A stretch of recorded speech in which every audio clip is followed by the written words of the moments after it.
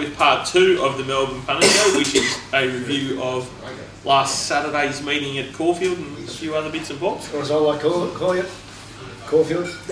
Best track in Australia. It might be the best track betting wise, Ralph, but I don't know why the footy's on every third screen at Caulfield, yet they can't lash out and buy Fox Footy for Sandown. You know exactly why. I know why. Because I want to close down Sandown. Let's do it. Make it as bad as possible. It's like the producers. Isn't that Mel Brooks's? Have you seen the producers? So the story is it was done as a tax dodge, and it accidentally became a hit. That's Sandown. They would have written it off, and people still would have been there. It was a pretty reasonable meeting out there. There was a decent amount of cash money floating around in the ring where I was working, so the pros seemed to be happy to bet. They were happy with the track, and we kicked off in the first. Yulong Shuang Hui, one race won. These Yulong horses, apart from the one that got beat again at Donald, all seem to be flying at the minute. Potts, they just seem to be finding the line. We're on Wasn't Me. I wish he could have found the line. But someone told me in the chat room that it weighed in a kilo over, which is a bit. I haven't checked the steward's report, but that's a bit annoying. It's not the sort of thing that I really pay a lot of attention to, but when you get beat ahead, you don't really want to read that in the steward's report. So if that's right, Michael Walker, that's not ideal. Was Michael Walker one of them? Yeah, Michael Walker and Stewie Webb. So anyway, just generally on Caulfield on Saturday, the track played really well, and the form out of the meeting, I think for this time of year, will be particularly strong, and I think that form will carry a lot of currency over the next 3 to 4 weeks. As opposed to the form from the last couple of Saturday meetings at Moonee Valley and Flemington. I think this was a stronger meeting. It was, and on Vince Carty's data, the 600 to the 400, just approaching the turn, was significantly wet, and there's a reason for that. And you probably saw it for the first time. I grew up in Caulfield, about the track backwards. That really in that winter period, without any grandstand protection, that sweeping part of the turn just is totally exposed to the elements, but doesn't get a chance to dry, and so it really is a logic to it. And as a punter, that's all you go for. It plays how you expect it to. And that's similar to Moonee Valley too at this time of year too. He doesn't get a chance to dry out in the side there. The Yulong horses, boys like Yulong trained. I can't get any time out of that. I can't get any times out of that race to say. No, 2-year-olds. I've got. It's by far the lowest rating race of the day, which it should be. It's 2-year-olds. It's got no relevance. It's not a. 10 happy ladies didn't turn up.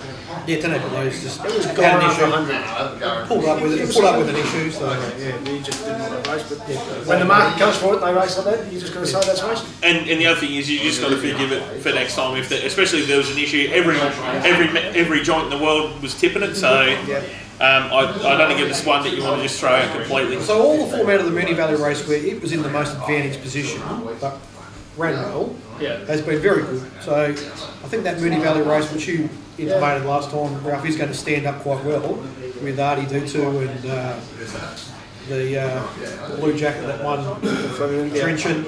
There was another winner out of that race midweek last week. So it was a fast race. Yeah, it's a fast race. Form's going to hold up, and 10 happy ladies runs to be ignored. And also, if you do like betting on the midweeks, jump on and get Potts' plays. Yeah, they've been going all right lately. Yeah, since I, refocused and really honed in the things that suit me and betting in a particular way, we've bet 421 units. The return's been 520, so we're plus just under 100 units, and we've backed the winner in 28 out of 46 races. So over the course of the week, we're betting in about somewhere between 8-10 races a week. And we're backing, more than half the winners, well and truly more than half the winners in those races, backing 2 or 3 horses a race. And I'm particularly targeting races that where there's either a favourite we want to oppose, or they're naturally quite open races. So not many of the winners are short prices. They're all, they're all in that, $3.50 to $10 range. Where we are. Ralphie, you've got a similar service. You've got a daily special service on Wednesdays. RacetrackRalphie.com. Thank you. Yeah, racetrackralphie.com.au. But the one thing that if you buy anyone's service, the easy thing to pick apart is you're buying the person, and if the person's fair income, as we certainly are, you're buying absolute effort to try and provide premium information, and that's, you can tell the effort that we put into it, hopefully through what we say, and you either like it or you don't, but that's democracy in action. I can tell you every day when I usually have Mondays off, but the rest of the weekdays I send out a tip, a race with suggested bets, with such units, whether to take the fixed price or to just back it during betting. And I back all those horses myself, I can guarantee you that. When they win, I obviously feel happy because I've backed the winner. The next thing I feel is relief because my subscribers have won. So that's a huge part of it. There's a lot of pride, and every time I have a bad run or have a bad race or misread something, I feel really bad about it. So there's a lot of effort that goes into avoiding that and to making sure that what I send out is really high quality. Part of the reason we do things like this, as well as however we want to contact our own customers, is that we're very accessible. So if people say, why did you find that, or why didn't you find that, well, you ask us, we'll answer it. So these guys are both on Twitter, right? So they're easy to find. I'm not on Twitter, but it's not because I'm trying to hide or anything, it's just because I just don't have time for those sort of distractions. But if you ever want to get in contact with me, you can either email the Punters Show and they'll pass it on to me, and I will reply to you directly, or you can just hit up Jumpy on Twitter and he'll pass it on to me and I will email you back. So, Twitter, Facebook, Instagram, wherever, or stop me in the street or at the track, wherever you want to. I'm happy to talk to anyone because I'm about as popular as syphilis. Boys, race 2 was won by Longeron, who I think stepped again off his previous rating. So Ralphie, I haven't seen any Vince's stuff yet, and I don't think he published it. But Longeron was obviously the performance of the day, is that correct? Mooney Valley? No, at Caulfield? Yeah, at Caulfield, yeah. So I'm going to have a guess based on what I've done. I think it was between +6 and +7. +5-3. Oh, close. Close, yeah. Anyway, it was a very good performance. Horses flying, and Kapoor was a run short, did a good job chasing him, and Kapoor is ready to win. How'd you play the race? And I'm not being smart, I had a good win. Yep, no, but Steve had your name at the moment. So when I first did that race, I had Longeron clearly on top. Yep. I really think about the race, and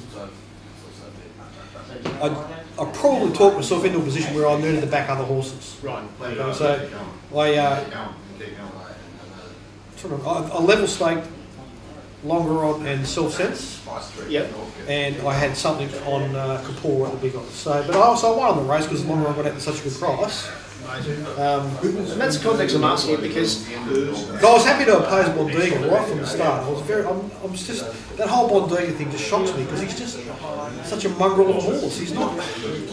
By the way, I've since picked apart. I think it's flying, and I think it's run because of what I said about how wet the track was in the middle. Yeah, it was really good. Okay.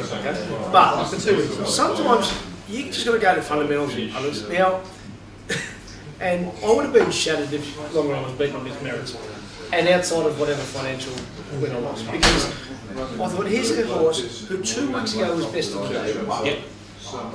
Taking on the truck-loaded horse who last won in October 2014. What am I missing? And I actually like. So that's if you isolate Longeron and Bondiga, I totally agree. I think the confusing part for me is that when I really went into the race myself, Longeron won on the bias track at Mooney Valley in the ideal spot. Okay, Kapoor raced first up on the bias track at Mooney Valley in absolutely the worst spot in a race that was equally as fast, the race that I won. Yep. And Kapoor couldn't have been in the worst spot. Yes. It didn't occur to me that Kapoor was run short, but I thought it was a legitimate challenger to Longeron based on those 2 runs. Yep. And Self Sense was a horse that's a particularly strong horse that was coming off a very good run at Sale that was in that race. So I certainly don't. I have trouble understanding the Bondiga, the extent of the Bondiga. That was a robot box ticket because they would have said first up for the year. It's they go back to the best number. In saying that though, something that I noticed working there was plenty of 41, a couple of 51 au revoir, and that was taken. 31 was taken. Settled at 20 to 1. Obviously, there was confidence out of the weekend for both of the horses. And yet, where to for a horse like him? Like he does have some amount of talent, doesn't he? Well, one point with Kapoor, as you say, is not going to do it now. It had everything against the Moonee Valley. LeBron had things in its favour, and it went fast early, which is why. So in the end, I brought it down. I think Kapoor had to improve 15 lengths. Now here's the thing: he improved probably 12. Bloody hell, was good. Yeah, so I'm saying it probably only improved 3 because I'm saying a lot of that was raced on the wrong part of the track. And it made a lot of ground on the wrong part of the track at the worst possible time, and then gassed out late. There's a challenge. How much is it? Because I said 15, yeah. But as you say, then you're going to start allowing it. That's the fascination of the sport. It sure is. Race 3 was won by Kenya Hopes, who just beat another one of the Yulong horses, Yulong Baby. Well, one of the great lessons I learned with you guys earlier this year with Yulong Baby, when I got a totally wrong with the Moonee Valley map. Can I tell them? They've got to start putting this horse in the race because it's got the ability to. Now, they've been beaten in those, they'll say, well, we're going to keep riding it quiet, and they'll keep getting beaten with it. Because really, that horse is a bloody good talent. And what's it done? The best 600, 400, 200 of the day, 8th best 800, but what if the leaders went another 6 lengths faster? Well, they still can't keep up. Yeah. Like, it should be the horse to follow, it should win next time. I'm sort of, I'm a bit. It seems to have as soon as they've tried to put her in the races, she hasn't finished off. So it's behind Melbourne though. I can see where you're coming from. Yeah. I mean, Pena Hopes is on the back up. He's running for that. She's running extremely well, and she is the horse to back next start, particularly at Caulfield. She goes very well at Caulfield. There's no It's race. a slow race. What you see is what you get in the race. Well, race 4 was taken out by Makatiti, who just beat Divine Miserati, who I know we were cheering for. So I ended up staying out of the race. But it was the market said 3 at first with rewarding effort and Stormcraft. But then the P-race they said 4, didn't they? There was enough money for Makatiti. No, but to be quite honest, and if I was probably really honest about this race, it's a low rating race. Yes. I foolishly fell into both Stormcraft and rewarding effort off the synthetic. You know, I found them hard horses to assess, but gave them the benefit of the doubt. And this race has been fought out by well-seasoned, tough horses. Makatiti, Divine Misterati, and Gerudo Roletta. There's another one that poked up whatever. Interesting typhoon. Simple answer with Stormcraft and rewarding effort. They weren't seasoned enough for those conditions at 1400, and they were overbet. They were sucker bets, and I fell into them, and it's the biggest mistake I made on the day. Divine Miserati, I think it's a bit of a Yulong lady too. It doesn't need to get as far back as it did. No. And next time might draw a barrier. Well, one phone rang two up from me, Yeah. and they were really then keen. 2 of them took off running the back Makatiti, and from when that joint does it, you know that the male's probably right. I think it's the one of the Yeah. apart from the 2-year-old, it's the worst. It's the second worst race in the card. Worst figures on the card. It's not. Don't get carried away. Those horses just found circumstances to suit, and they were well seasoned and they ran well. Race 5 was won by He's a Ripper Pots, and there was plenty of money being. Absolutely. So he got into this field as an emergency, which, you know, if you do your form before final scratchings, that can be a trap. And so I had him as one of the 3 chances in the race. On reflection, the other 2 chances in the race were both first up on a difficult track for resumers, Canvas and Magicus. So I can understand completely. I mean, Hezer was coming off a terrific win at Sale, where David Hayes on a testing track With blinkers on. rain affected, blinkers on. David Hayes had particularly waited to find a rain affected track for the course because it's got feet issues, and it's really obvious in hindsight why the big pros targeted this horse and backed it so heavily. So I can like when I set out in the morning, I went and checked the prices. I had half of my money on He's a Ripper at $8.50. sort of not really sure whether I was taking the right price or not, Yeah. and whether I should be waiting or having all my money. Well, I just wasn't sure, so I had half, Yeah. and had the rest of the top fluck. And there's no way I would have anticipated this all starting 480, but on reflection, it seems like exactly the right price. Oh, spot on. So let's take a different angle to the Cranbourne debacle that we haven't yet taken, right? Because I just want to explain this, because unfortunately we have to explain how their own industry works to people at RBL. And Natola we'll get to, and then in that same race, two have been trialling really well, and so, Carterista, no trials. Ocean Embers we didn't get to see Barry jump out. Whereas in this race that we're just talking on, Magicus have been jumping out really strongly. That creates early market interest.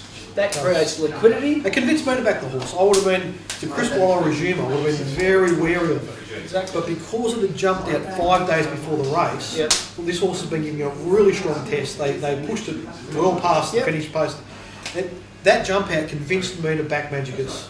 So that created liquidity, created interest, and that is what we are taking away from the sport by not having Cranbourne jump outs identified. And how people at RBL could run this sport without realising the importance of that is, honestly, it's embarrassing. Boys, race 6 was taken out by Duke of Brunswick, who was pretty reasonably supported and won the way you should be in. And well done to Mitchie Freeman and the boys connected with Marwood. Having a look at the patrol film was the biggest 1,000,000 to 1 shot I've ever seen in my life, but at least you showed the flair to actually have a look at the patrol film, because you had absolutely no idea. That's right. Okay. So how's your race this one? Marwood. Duke of Brunswick, who beat Ormond and Marwood, Marwood decided to have a look at the patrol film. Well done, Jakey Bayless. Good off-season race. Yeah. Duke of Brunswick is an extremely good off-season horse. He's a real benchmark. He runs very similar figures, race after race. He was one of those horses we talked about earlier, where the corporates put it up too short, so they know they're going to be able to load. Okay, especially it's drawn gate 1, and people, the general. Gate 1's good in the general mix of things, so that helps them. He was an obvious top pick, so they had. He was always going to drift, before he was smashed. Which, as soon as the inside was holding up, he was always going to be smashed.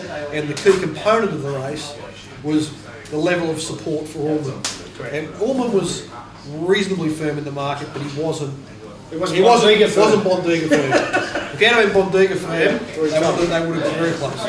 So, anyway, good form race. They've run well. It's form you can trust. So. Yeah, and even down the 5th horse, Barris, who unfortunately was checked out with the breakdown of running bull and Jeff O'Connor. Pain there, brother.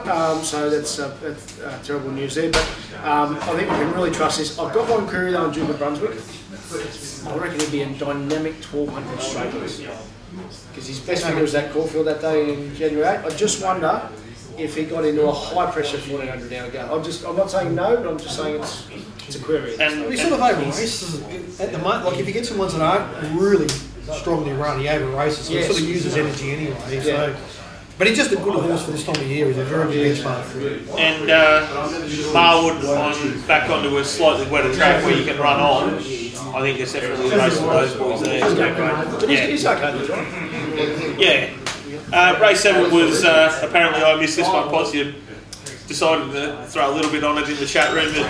Well, honestly, I marked Anatola shorter than I probably should have. Because blending the market. So because the jump out? No, I didn't really. The jump outs didn't do it. They were okay. But it was. I couldn't. On performances, I couldn't get it to where the market had it. Yes. Right. So I marked it well and truly onto the market. So I was very wary of the race, and it was a high pressure race, particularly. Petite's Reward come out, but it was a high pressure race anyway, and I was looking for something that was sort of going to race midfield or just beyond on the outside of horses. That was, and Ocean Embers was one of the ones I had on my target list. As soon as there was support for it resuming off the throw operation, it was one I wanted to back. But at the time, this is, we're only talking 15 minutes before the race. I took $14 on Betfair and then said in the chat room, have a unit on Ocean Embers, and before you knew it, like the Betfair price started to come closer to the racetrack price, then all of a sudden it was, I can't remember what they want to bet on the course, but it was 10, 9, 8, 7. It was at least double figures. Very late on the toast, it was completely hammered, so some people liked it a lot. So Lady Esprit and Anatola both possibly 1,000 metre dry track at best, or maybe they're no good, maybe they're over. I think Anatola might be a 1,200 metre horse. I went too quick for him. Can't risk it. And you know why? Because normally you'd say 60 to 1 it was one of the races, but no, it's inside over racing, second best last 800 of the day. And what I've decided to build back is Galaxy Raiders and the one I do for your relevant big odds. They don't bet. That stable doesn't bet. So just don't worry about this. Why they're trying to? Obviously, that stable doesn't care about hiding the jump outs. They would have been happy for us to see the jump out of the horse. If you're not going to bet, then there's no reason to hide it. But that horse, the run is extraordinary. Gate 1 on debut. It never had one chance to relax in the whole race. That horse has got serious talent. If it had drawn gate 8, 9 or 10, it would have won the race by 3 or 4 lengths. Boys, race 8 was won by Pursley, who just pipped Plymouth Road, and there was a thumping fine handed out. Don't know if you saw this on Twitter, you would know. Craig Williams got fined $300 for because they didn't notify a change of tactics. It wasn't Craig Williams, it was C. Waller. Chris Waller, because Craig Williams, in his own level of style, would have said, he told me to go for it. He went the exact same speed as he did at Flemington, and I think he's had 10 runs this prep. It was the 9th slowest he's run in his 10, but he happened to be box seating. So they find it's not changing tactics. If no one else is doing anything.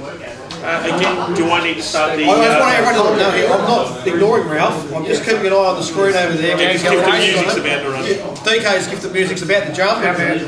DK, where it was a rubbish race, and somebody's got to win in the 21 for 2 weeks out of this. It could be on wings. Yeah, could be on wings. Now, I'm happy to go to Twitter and start the crowdfunding to pay the $300 fine for Mr. Waller. What colours? The second horse was a very good run. This means nothing if you're watching this, but what colours are we doing? I think it's this, the orange cap there.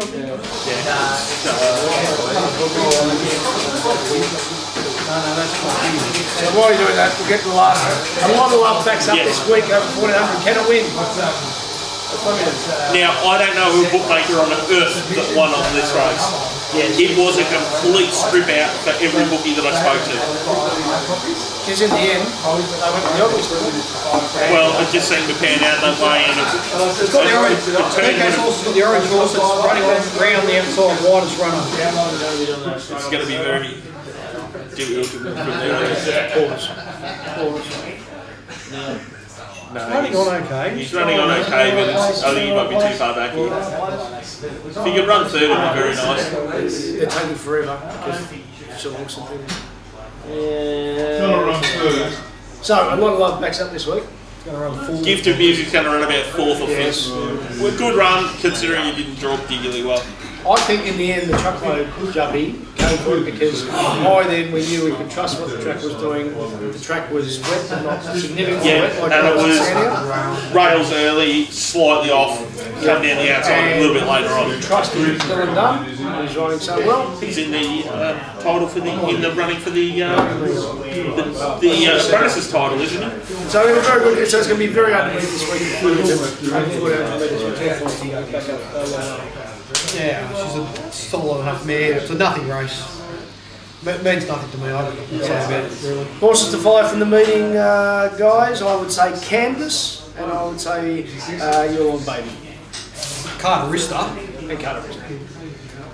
I sent some of the Matt at the Punter Show who posted some for me. Carterista is one of them. I think Kapoor is ready to win. can't remember who else I said. But anyway, whatever. Doesn't matter. The horse. Maiden winner. So I had trouble finding an impressive maiden winner over the last week, but Anzio at Pakenham on July 1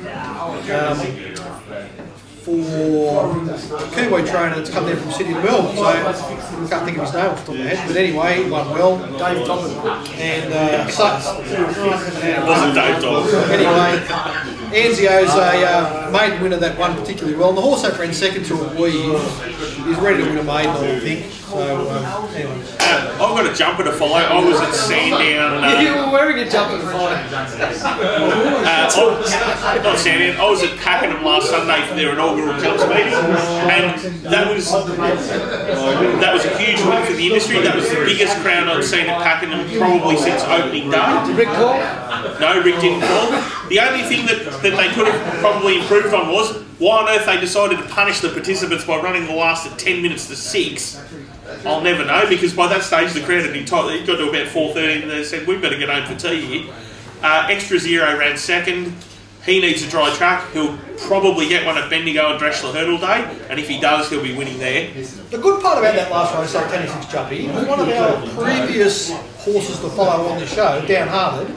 Yeah, When it went and had the disaster on the bottomless track at Ballarat, yeah. come back to Synthetic and won again at nice odds for it. So. It was the only redeeming factor of running the last at 10 to 6 spots, because I was just about ready for bed by that stage. It was so dark. Trev Marmalade had a theory, should never back a horse named after himself. Well, we're happy to keep backing Downhearted. He seems to be a progressive horse, that one, Potts. Nick Gilded, Nick Price, he's going to be a winning share of races. Have you got wonderful one?